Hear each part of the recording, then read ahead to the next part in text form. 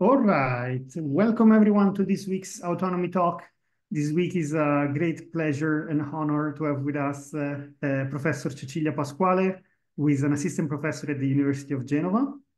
So something about Cecilia, she obtained the bachelor degree in civil engineering from the Politecnico of Torino, and then the master in transport and logistics engineering and the PhD in monitoring of systems and environmental risk management from the University of Genova, where she is now.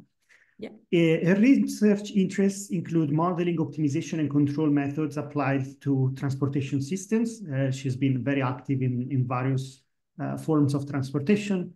She's an associate editor for the control engineering practice, and she's the chair of the technical committee on planning and control of transportation networks. This is a new name. I remember I voted for this one, so it's we that's have very changed good. name right now, so it is a decision and control in transportation system. Fantastic. When I received the email about the update of this, I was happy because you usually vote and then it doesn't happen what you voted for, but this case.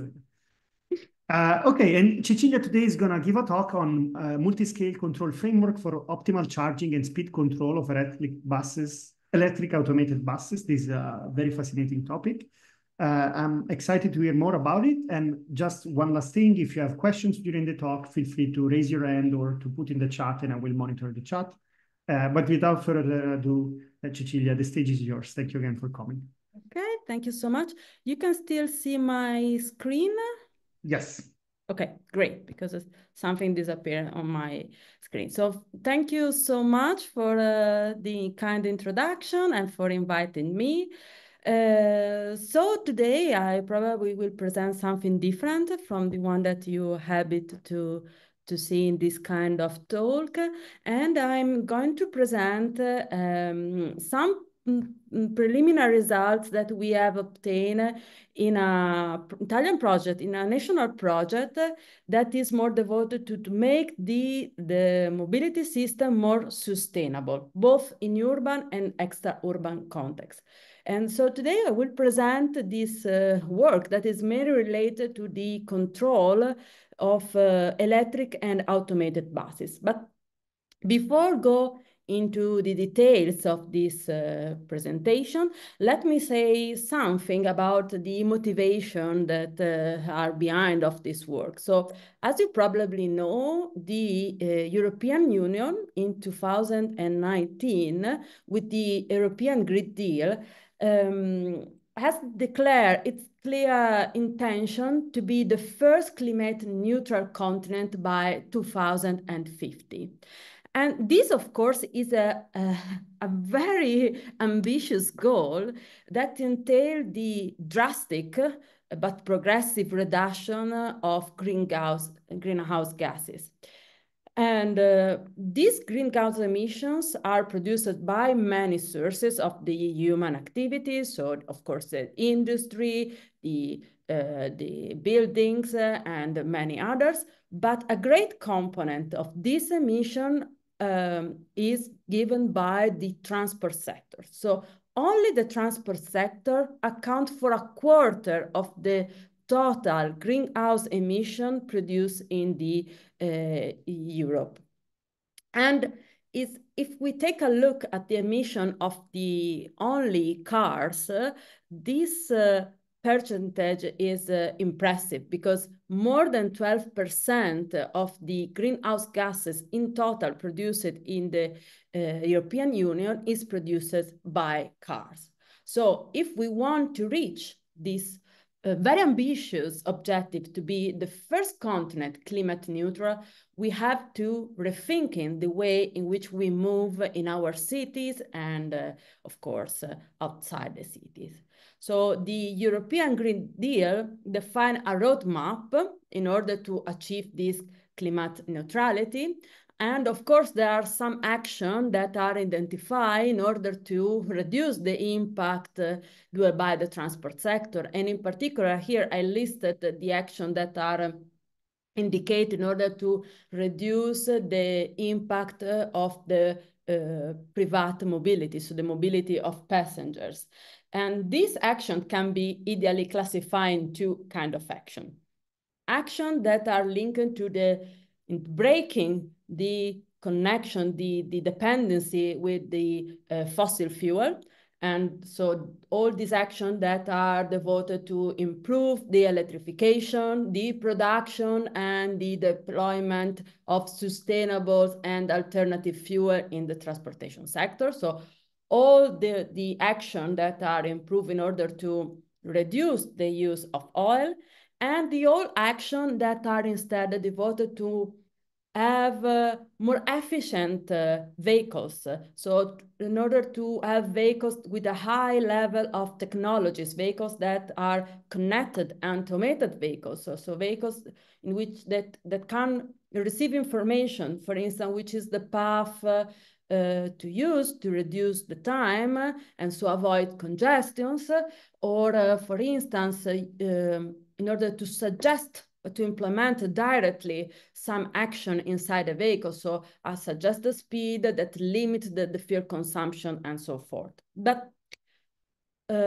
even if we adopt this kind of vehicle, so vehicle with a high level of technologies and vehicle with a propulsion system that is less impactful in the environment, these actions are not enough. Let me show why. Here is reported a graph that show the means of transport that are used in the Europe only for moving passengers. And as you can see, the percentage of car that is used for moving is extremely high. So this is a graph that is limited to the 2021, so that not include the last years, but unfortunately the things are not so changed from 2021. And you can see that the use of car is the primary means of transport for move passengers. It's always the public transport has been always underutilized, and when the COVID pandemic hit our life, the percentage of use of the public transport is further reduced. So if we take a look at this graph, the first thing that we have to imagine is that if even all the cars that we are using went electric, that would not be energy sustainable. So the energy required by moving the old car is not sustainable in the future. So we have completely changed our asset, our mind in the way we want to move to supply our quotidian daily life activity. So there are different ways in which we can try to make our moving activity more sustainable. The first is to use more the share and the collective mobility system. So use electric and connected automated vehicle in order to implement a new mobility paradigm in which we use this vehicle to share the demand of passengers. So use the same vehicle to reach different destination. But even if we use this kind of mobility paradigm, we still use vehicles, cars, which has a limited capacity. So if we want to be indeed impactful, we need to use more the public transport. Of course, right now, the public transport is not so much used because most of the time it's not efficient and it's not flexible. So we have to redesign the public transport, in particular the bus transport, that is the one that I want to present today, in order to be more sustainable from the environmental perspective. So the use of propulsion systems that are less impactful than the one that are used right now, as the electric system, and to be more efficient in order to incentivize the citizen to use the kind of transport. So then the project that I want to present briefly today is based on these two motivations. So try to design a new mobility system, holistic system in which we have electric connected automated vehicles and electric and connected and automated bus that synergically operate to, first of all, satisfy the performance index. So in order to share the citizen demand and in order to comply with the delivery of the public transport service, but even to achieve some global performance objective. So this vehicle can be used as a probe vehicles in order to detect the traffic condition along the line and also to implement some control strategies that can be seen as actuator of control strategies. Okay, today I will not present all this part.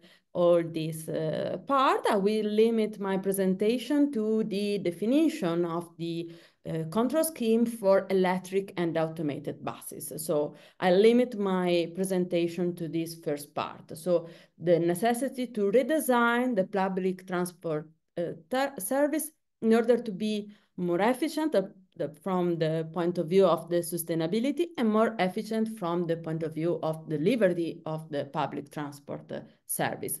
So that kind of buses, so buses that are electric and automated, are growing. The number is growing all over the Europe and in general all over the world. But differently from the traditional buses, need a rethinking of the control strategies. So in general, the control strategies that are used for the traditional vehicles can be divided into types. Control strategies that are named station control strategies, that are the control strategies in which the control action are implemented at bus stop and are based on holding the bus at the bus stops in order to avoid the bus bunching. So in order to avoid congestion at the bus stops. Other kind of strategies are those that are named interstation control strategies and are instead adopted to control the bus when it's traveling between two stops. And in general, this kind of control strategy involve the definition of priority strategies in which the buses have a priority at the traffic light, or strategies in which we suggest a speed that have to be maintained, and the bus driver should implement the speed in order to deal with the bus schedule. Of course, this is a suggested speed because it's not actuated directly on the buses, so this kind of strategy are not so effective. Because are based on the capability of the driver in maintaining this suggested speed. Now, when we are in presence of electric and automated buses, we have to have in mind another aspect. So these buses are fueled by electricity, and they need to have a level of energy that allow the bus to reach at the end of their trip in the bus line and start another trip. But you also have to take in mind that these buses can charge its battery at the depot or at some bus stops that are equipped with flash charge infrastructure. So they can there are a few positions of the line in which they can charge its battery. So when we have to control this kind of buses, we have to take in mind this energy requirement and this limits in the charging of the battery of the bus. So when we have to deal with connected and automated buses, which are also electrics, we need to integrate the station and the station control strategies because we need to take in account the energy consumption of these vehicles. So the station control strategies, so the control strategies in which we want to define the time that the bus spent at each stops, depend also from the time that the bus have to use to charge its battery at the bus stop. Of course, only those that are equipped with the flash charging infrastructure, and the speed that the bus must maintain on the leg between two stops must include the fact that there are some electric consumption. So now we have to integrate these two kind of strategies, but the advantage is that the fact that we are using electric automated buses is that we can directly actuate the speed on the buses. Okay. So this is to give an overview about the traditional control strategies when we have to control buses, and how we have to modify this control strategy when we have to control electric and automated buses. So now let me introduce instead the assumptions that are at the basis of the work that I will present today. So first of all, we consider a single bus line. So we don't consider the whole network, but we consider just a line of the public transport, and we consider a decentralized scheme. So that means that the scheme that I will show later on is applied to each bus that is in this line. And in the first step, we will introduce a different scheme that are more distributed schemes in which there is the communication between the buses. So in which the bus will be, we exploit the connectivity of the buses. But for today, I will present the work in which these buses actuate the control action independent one another. And then we introduce a new concept of timetable. So if we want to go toward a more utilization of the public transport, we need to provide a public transport that is more flexible. So the concept of timetable in which we have a minute in which a time in which the bus will leave the stop must be revised. So the timetable that we suggest is a timetable more flexible and is based on time window. So the bus have to visit each stop that is present in the bus line during a time window. And that implies that the service must be more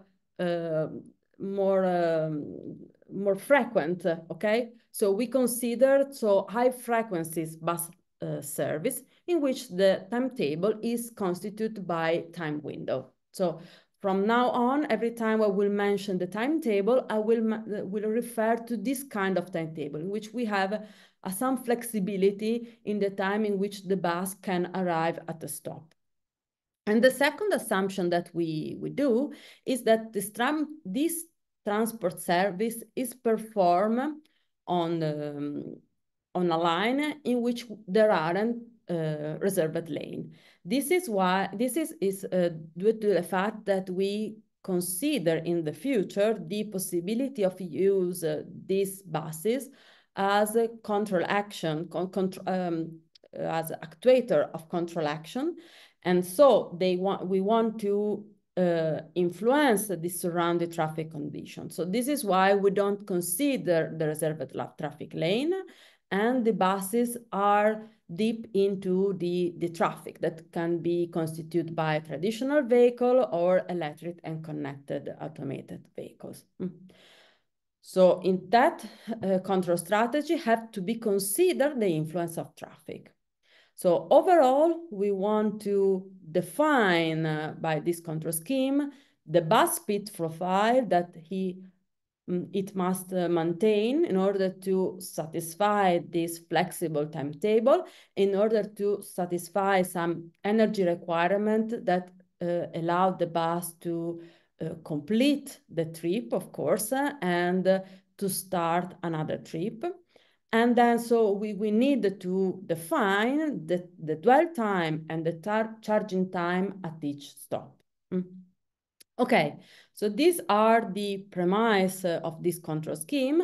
Let me introduce the actual control scheme that we present. This slide is an inside joke only for the Italian speaker, but the concept is clear anyway. So we want to propose a multi-scale control framework in which we want to combine scheme with the control schemes and model framework, which has a different granulometry, but which are synchronized. And why we want to propose a scheme of this time? First of all, the control scheme that we want to overall propose is quite complex.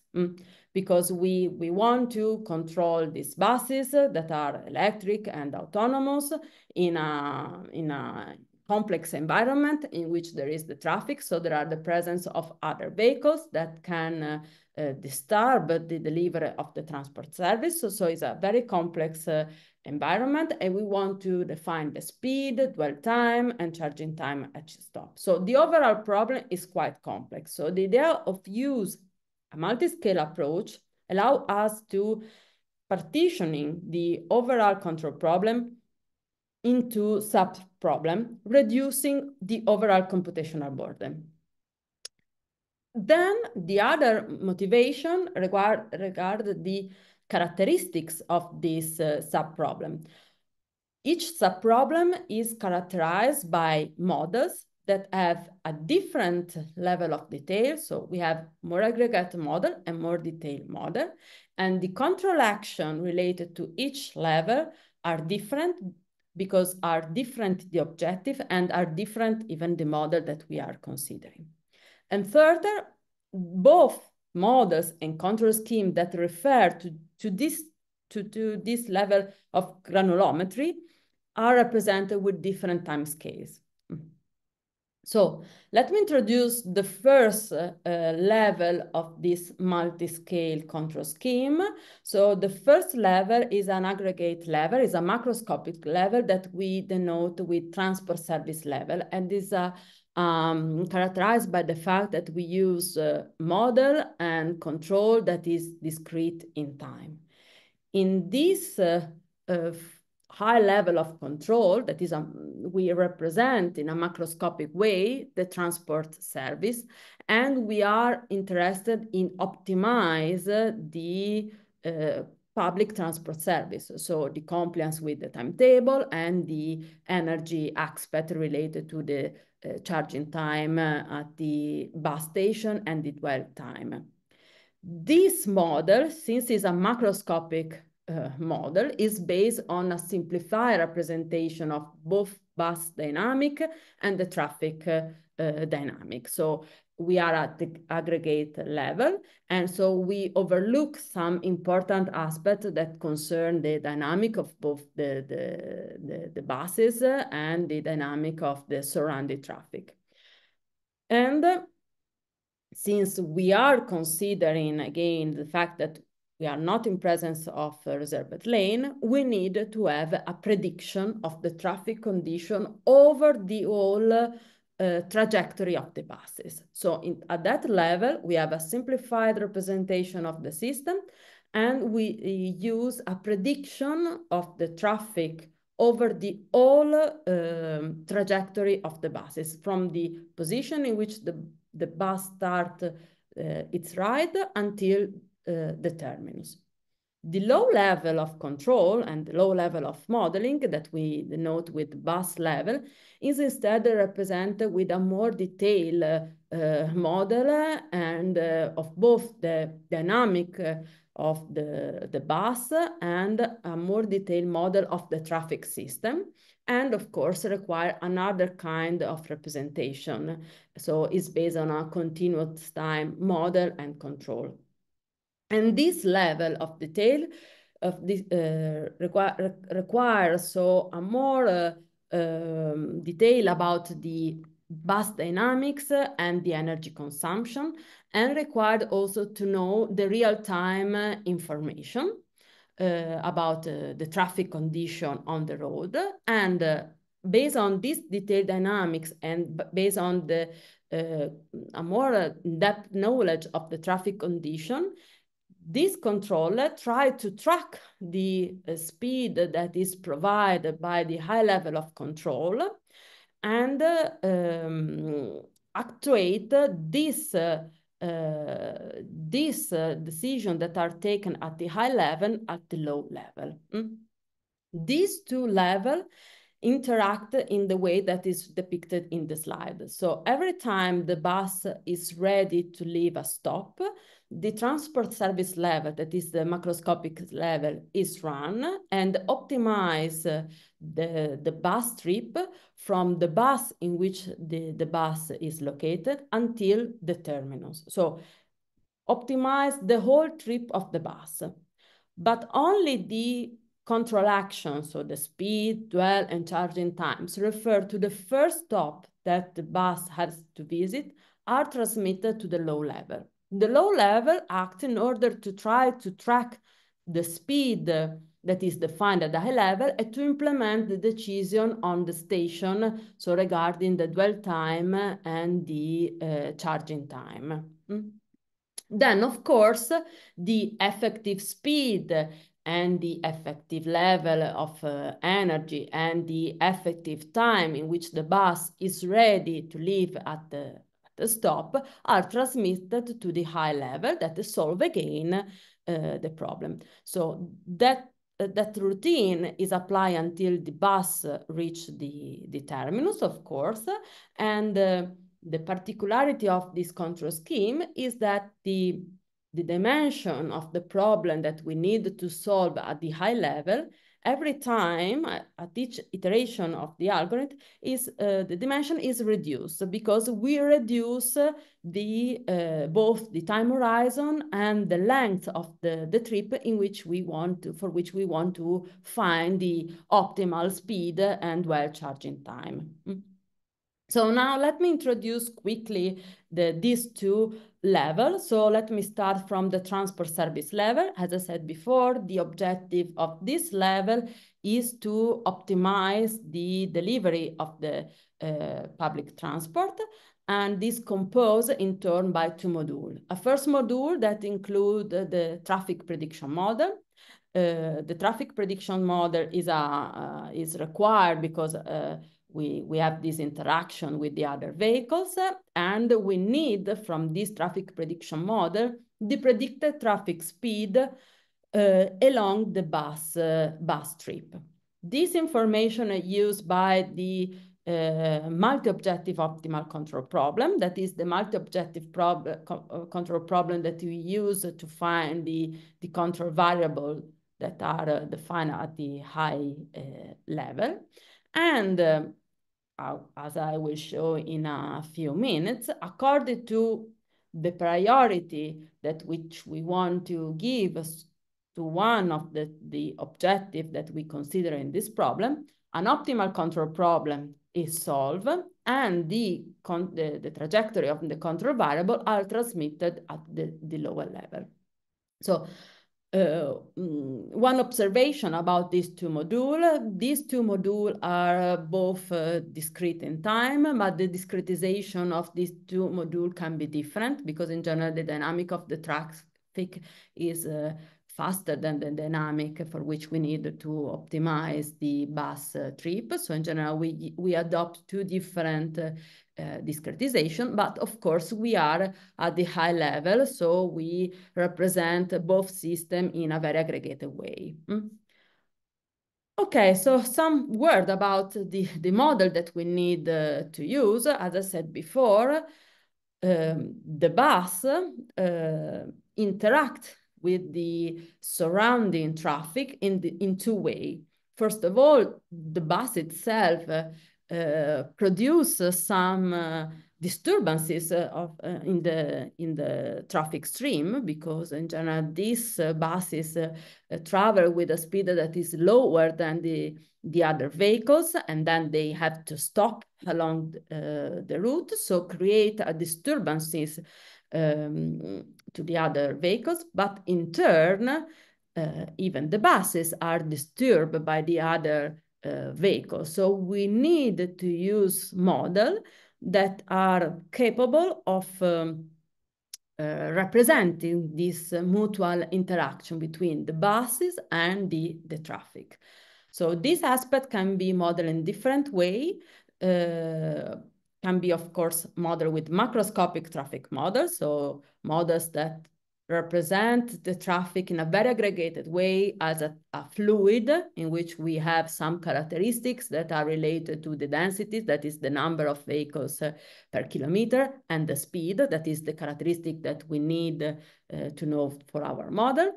We can even use microscopic models or simulator, but in general, this kind of representation are very time consuming, so are not the most suitable for the integration with the multi-objective optimal control problem, or we can use an hybrid approach.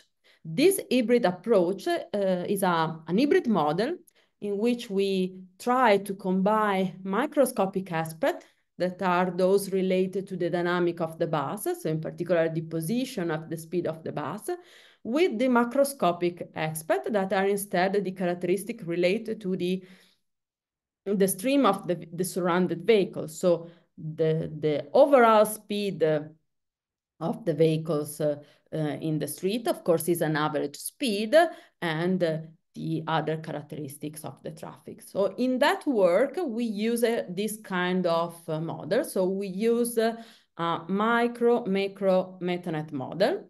The MetaNet model is a very well-known traffic model that is of a second order types. That means that describe the dynamic of the traffic over the time by using two state variables, that is the density and the speed. And we need to use that kind of models because we need to have a prediction about the speed of the traffic. And we use this prediction of the speed of the traffic to feed the optimal control problem. Of course, other kind of model can be used, even data-driven model can be used.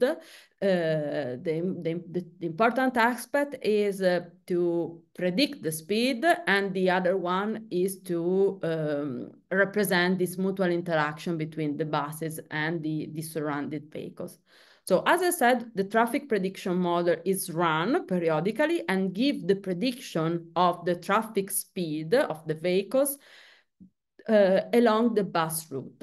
This is an input of the optimal control problem that require other input as of course, all those data that are related to the layout of the bus line. So the position of the bus stops, the length between the stop, and so forth. The parameters that are related to the representation of the dynamic of the bus, so the maximum speed allowed to the bus, but even parameter related to the energy aspect related to the bus, so the mileage electric consumption, the auxiliary consumption, and so forth, of course, are aggregate parameters. And we need to know which is the threshold energy that the bus have to comply in order to perform the subsequent route. And then we need even some parameter related to the flexible time schedule. So we need to know which are the time window in which the bus have to be present at the stop. And we use a binary parameter to model this timetable, and this parameter is equal to 1 if the bus must be at a certain stop in a certain time step, and 0 if instead the bus must drive or must be in another stop, okay? So these are more or less the main parameters that are used in the optimal control problem. Then we can formalize the optimal control problem as a mixed integer linear quadratic problem, in which we want to find, of course, the state variable of the bus, that are the position of the bus and the energy level of the bus, and the control variable, that are the wait time activation, that is again represented with a binary variable, that is equal to 1 if the bus is at the stop S in the time step K, and 0 otherwise, and the charging time activation, that is again a binary variable, that is equal to 1 if the bus is charging at the stop S in the time step K, and then we need, of course, to define the speed. And then we have even some auxiliary variables that we use in order to make the optimal control problem in linear form and make this problem more practical to be implemented in a real-time context. So the multi-objective control problem is composed by the minimization of two objectives, F1 and F2, where F1 is the control objective that is related to the minimization of the quadratic deviation respect to the timetable. And the second objective, F2, is instead the objective that is related to the minimization of the final energy level in the bus battery compared to the threshold energy level that we want to have at the final time step of the trip. And this objective consists in minimizing an auxiliary variable that take into account this difference between the final energy level actually present in the bus battery and the desired one. While the first objective, F1, count the quadratic difference between the difference the desired timetable and the one that is actuated by the bus, that is weighted by the parameter alpha, that allow us to weight in different way the early departure and the late departure, and to strongly weight the missing of the time window in which the bus must be at the time stop. So these two control objectives are subject to some constraint. Of course, the first concern the state equation that represent the position of the bus and the energy level of the bus, as I said before, in a very aggregated way. But this is why we need a low level of control.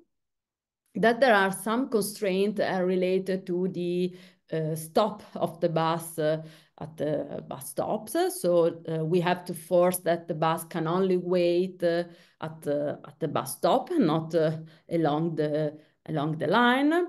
We have to enforce that the bus must arrive and leave at stop only once, and we enforce that the all stop must be visited, and we also impose the minimum time step for which the bus have to be waiting at the bus stop, and we also have to impose that the bus can be at one stop at time, so it cannot be in more than one stop at the same time step. Then there are some constraints that are related to the charging at the bus stop and on the energy level. So the bus can charge the battery only if it's waiting at the stop, and only in the stop that are provided with charge infrastructure.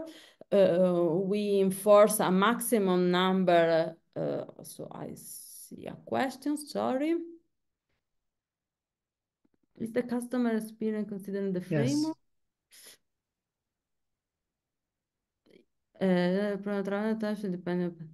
Yes. If you feel it's better to keep it for the end, Cecilia is also fine, right? I don't.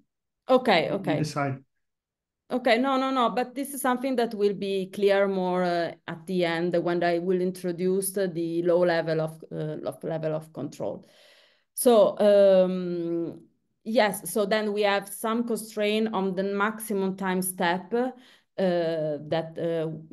which the bus can charge at the terminus, because in general the terminus is shared with other line, and so the number of time step in which the bus can charge is limited. Then we have the definition of the auxiliary variable that we want to minimize in the second objective function. And then we have, of course, the bound on the energy level. And finally, we have all the constraints related on the bus trip. So all the constraints that concern the definition of the position of the bus along the route and the connection with the prediction model. So we have to constrain that the bus cannot have a speed that is higher of the speed of the surrounding traffic. And we have to impose that the speed of the bus is equal to 0 when the bus is at the stop. It cannot exceed the maximum legal speed allowed for a buses, and then we have a constraint about the average acceleration of the buses. So in order to avoid abrupt acceleration and deceleration that, of course, are not compatible with the comfort of the passenger. Now, so as you can see, this is a multi-objective optimal control problem. So we have two objectives in particular. One is related to the compliance with the timetable, and one is related to the energy aspect. So before introduce the control scheme, let me show this analysis that we have conducted in order to find the Pareto frontiers related to this problem. Because this analysis that we have conducted led us to the definition of the optimal control speed, in which optimal control, sorry, in which we want to define the priority that the bus must consider during the trip. So the optimal control speed consists in defining a different and solving, of course, a different problem according to the priority that we define according to some condition. And this condition has been derived by this analysis. In this analysis, we have defined the Pareto frontier by combining two methods. The epsilon constraint method and the lexicographic method.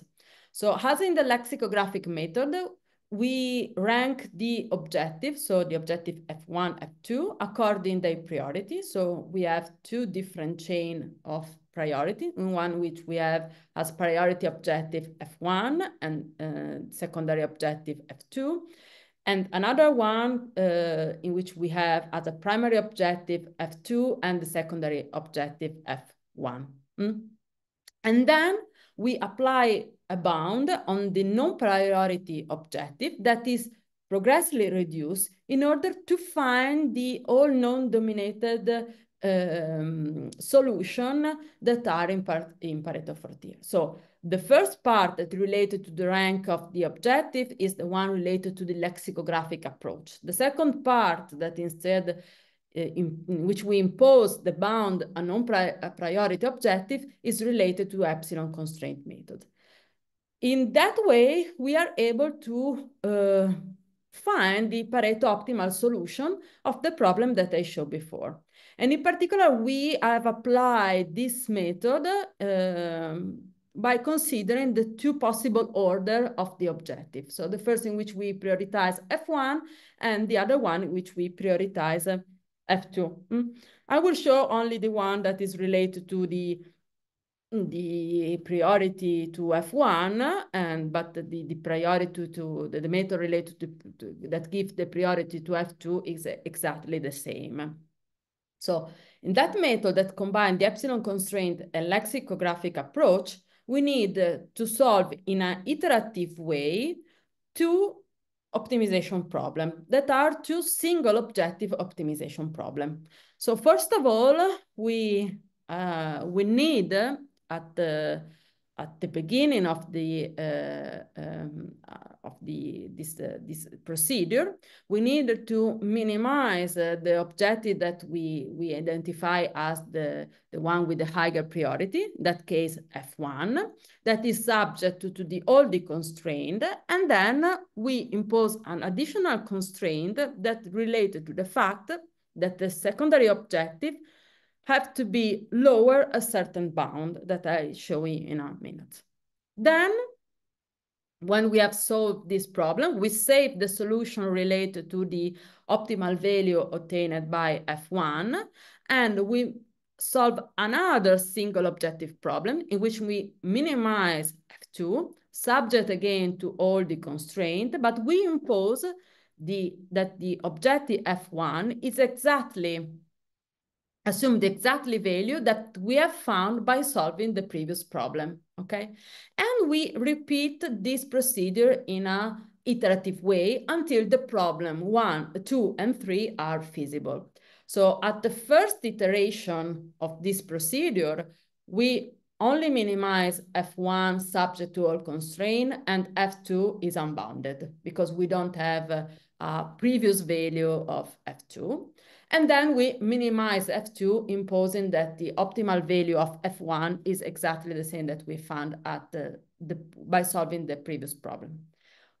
Why we are doing the algorithm to the subsequent iteration, when we solve F1, we must impose that the objective F2 is minor or at least equal to the value of 2 that we have found at the previous iteration. So for the previous Pareto optimal solution, minus a delta F2 that is a ratio that we consider, we impose according to the problem that we are solving. So the outcome of this application of this algorithm are all the Pareto optimal solution related to the problem. And of course, the method in which we have F2 as a priority objective works in the same way. So why we use this method? We use this method because by combining the lexicographic approach with the epsilon constraint approach, allow us to find only non-dominated solutions. So the one that you see in red. And let me underline the fact that the first iteration of the algorithm, when we give the priority to F1, correspond to solving the lexicographic problem in which we have F1 as the primary objective and F2 as the secondary objective, and we found that solution. And if instead we change the order, so we give the priority to F2, the first solution that we found in Pareto frontier is that one, and that corresponds to solving the lexicographic problem in which we have F2 as a primary objective, F1 as the secondary objective.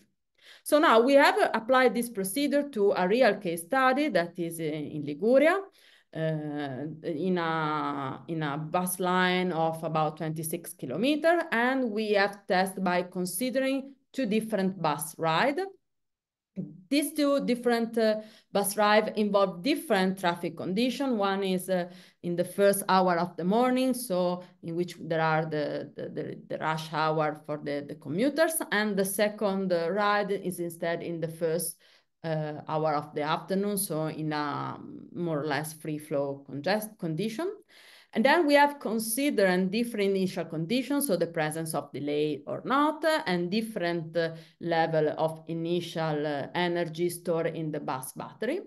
And what we have found by applying the 2 methods, the one that is give the priority to F1 and the one that gives priority to F2, is particularly interesting. So what we have found that if we are in scenario in which there are particularly critical conditions, so there are the presence of delay, there is particular high congestions, and whatever is the level of the energy, only two solutions are found by applying this method, even by using a very low delta F2 parameters and delta F1 parameter. And we obtain the same results by using the same method.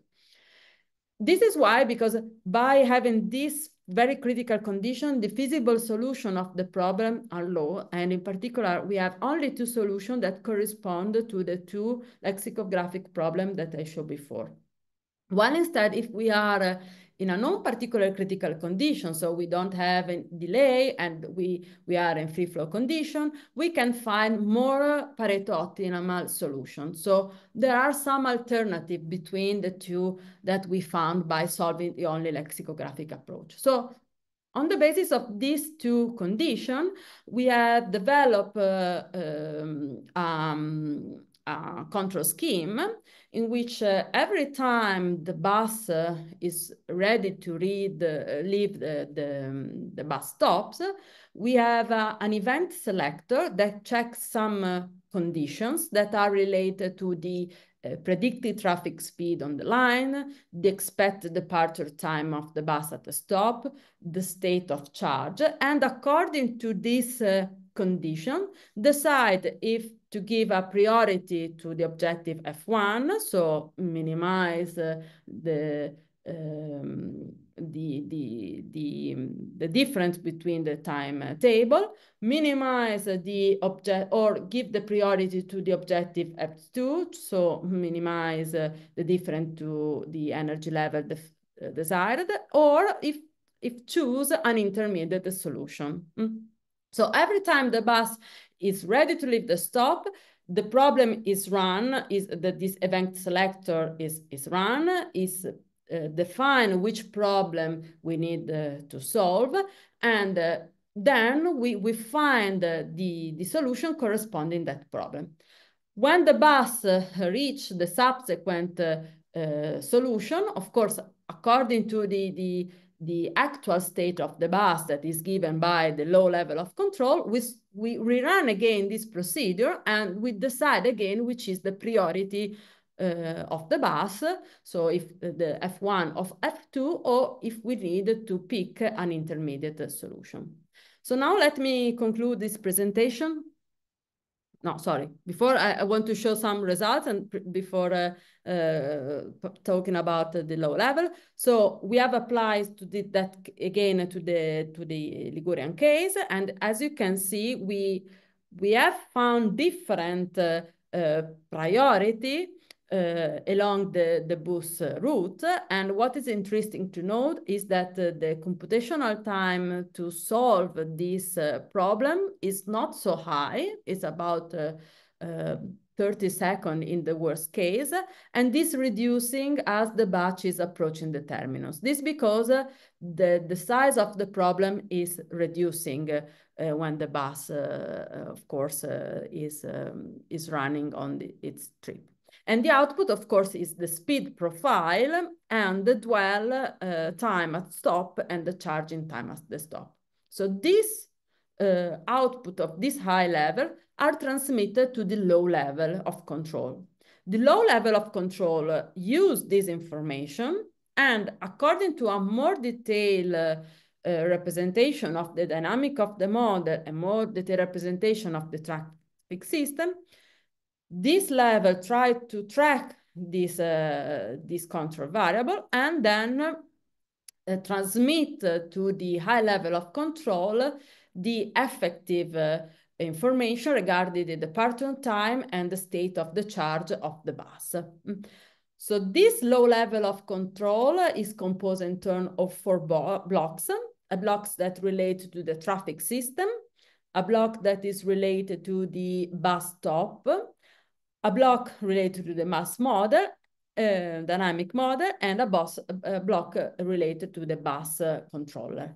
And as you can see in the bus model, we consider aspects that we overlook at the high level, so as the regenerative braking and so forth. This is a first bus model. We have extended, I don't have the result from the new bus, in which we also include the fact that if the bus is late a stop, increase the number of the passenger in the stop, so other low level of detail. But let me say a few words about the main component of this low level of control. So the bus controller receive the actual speed and position of the bus that are produced by the motion equation block that describe the dynamic of the bus in a more detailed way, considering the resistance with the air, the rolling resistance, the resistance due to the slope, the mass of the bus, of course, that can changing if we have a different number of passenger inside the bus. It's also receive the information about the traffic system.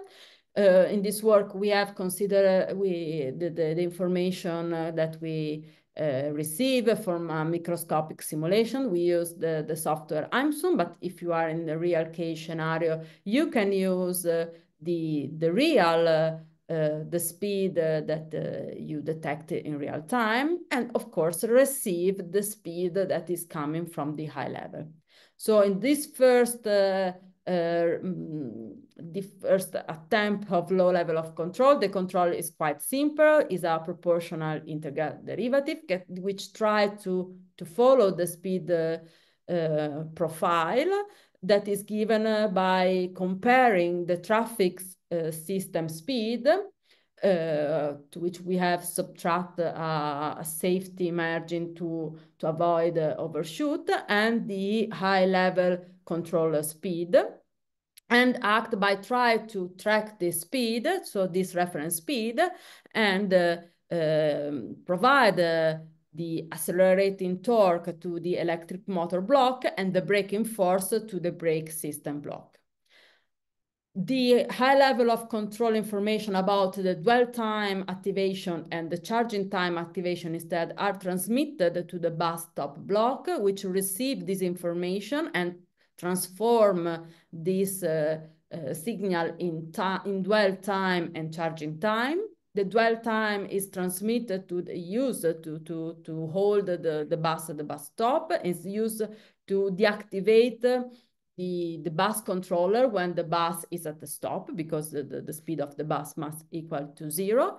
And of course, transmitted to the high level the effective departure time of the bus, while the charging time is used to transmit the effective charging power to the electric battery that in turn transmit to the high level of control the effective state of charge of the bus, so that when we run again the high level of control, this high level of control is updated with the effective departure time and the effective state of charge of the bus battery. And then we, of course, again apply to the case study that I showed a minute ago. We consider as a bus the Easy Taro bus, that is a bus of the Mercedes-Benz. And as you can see from the result, this low level of control is more capable of reacting to the unpredicted slowdown of the traffic speed that are not predicted by the high level, and of course is more able to consider the energy consumption, but even the effect to the regenerative braking. So the fact that the battery can be charged a little bit during the trip of the bus due to the effect of the braking. So the next steps concern the fact that we want to coordinate more electric buses. So this scheme has been applied to each buses in an independent way. So now we want to go further. So we want to consider a distributed scheme in which there is a exchange information about the buses. And this is an extremely important fact because we consider a system in which we have a high frequency of the trip of the buses. So we have to avoid to crowd the bus stop. So we have to act in this way.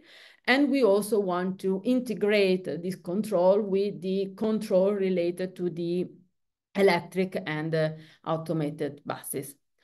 So let me conclude by showing the working group. As I said before, this is a project that is being conducted in a national environment. So the working group is composed by two units. The one is of the University of Studi di Genova, that is the one in which I work in which there is Simona Saccone, Silvia Siri, Stefano Bracco, and three postdocs, Simona Graffione, Alessandro Bozzi, and Giacomo Basile. Most of the credits related to the results are given to these three guys, and the University of Pavia with Antonella Ferrara and the postdoc Nicolas Sacchi. Sorry for this final rush, but I saw that I was consuming my time, and I'm open to your question. Thank you so much, Cecilia, for the great talk.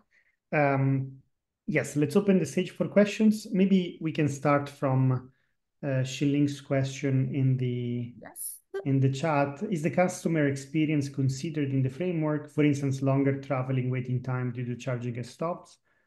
And the influence of this prolonged traveling time should differ depending on the passenger demand and bus occupancy at the charging stops.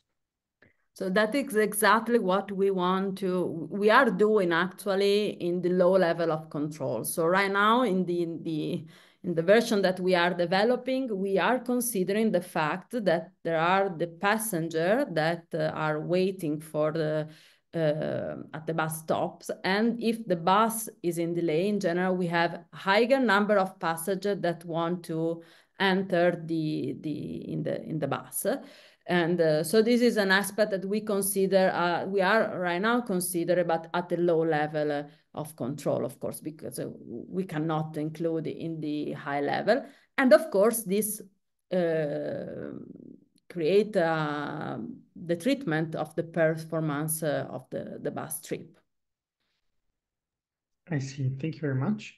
Any other question for Cecilia? Oh, yes, Eugene. Can the multi-objective algorithm be extended to the case of more objectives? And if so, how does it scale? Okay. Yes, actually, we are extended to other objective. So in general, we consider also three objectives, as for instance, to try to keep a reference speed profile while the bus is traveling. And of course, the Pareto analysis frontier is more complex when we consider more than two objective, while the control schemes instead is easier to apply because the decision concern to the priority chain that you want to address. And so if you apply a lexicographic approach, you can of course consider even more than two objectives. You consider 3, 4, how many you want, but you have to take in mind that every time you add an objective, you need to solve another optimization problem. So if you want to include the 3 objectives, as we are doing right now, we need to solve anytime free optimization problem. So that increase the computational burden. That in our case, since we are considered a problem which we have only linear constraint, the computational effort is not so high, but of course, the performance of the control algorithm overall a little bit decreased because you have to solve many control problems. Thank you. Yes.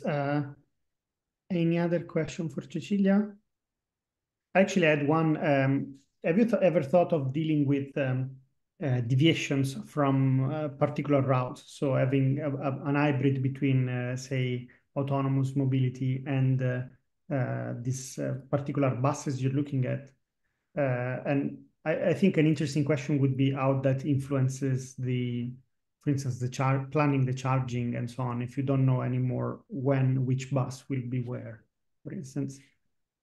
So you mean if indicate a alternative path or? Yes, exactly. In a project we have now with the city of Chicago, we are exploring the idea of having an on-demand component where you Okay. add selected extra stops or deviations from a route to serve some people that have low accessibility or cannot join the classic route.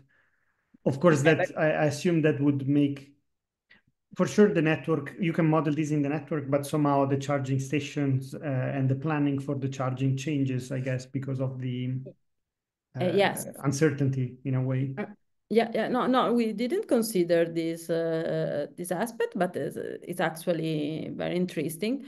Yes, of course, you have to completely change your scheme in the dwell time and charging time, and because so that in general, that charging can be only in of course, in the stops that are equipped with the flash charging infrastructure. So if you have unexpected deviation, of course, you are increasing the route in terms of length. So you are increasing the electric consumption. And so you have to consider to reach the first stop in which you can perform the charging with a sufficient energy level in your bus battery. Yes, of course, could be a very interesting extension. Right now, we are not thinking to this, but maybe could be a nice collaboration in the future if you want. Exactly, exactly. So you Let's can, connect. yes, and you can visit us in Genova. Amazing, amazing. No, that's a very, very interesting work. I think I really like it, and I like the also the multi-objective aspect of it because you can observe nice trade-offs. Yeah, of course. Um, In that case, maybe you can increase the objective, even maybe reducing the tour length. So mhm. you can have more the two objective, and one is related to the fact that you have to find the the trip with the that require a less the tour. Yeah, yeah, exactly. Very interesting. Any other question for Cecilia? Doesn't seem so. Well, I think you have people have your coordinates in case they want to reach out. For now, I just want to thank you again for joining the talk. It was great, and I will share the recording with you once I have it. We need some time to edit it, but then I will share it so that you can spam it all over the place. My pleasure. Thank you so much for having me. And again, we are No, very will you be at open. CDC? Yeah, I will be at the CDC. Okay, then So we have we to catch will, up at CDC. yes, we will catch up at the CDC, and we are very happy if you want to visit us and try to Amazing. extend our model and control scheme with your ideas. Amazing, amazing. Yeah, I look forward to that. Thank you Thank so you. much. Have a Bye. great night. Bye Ciao, bye. ciao. Bye bye. Ciao.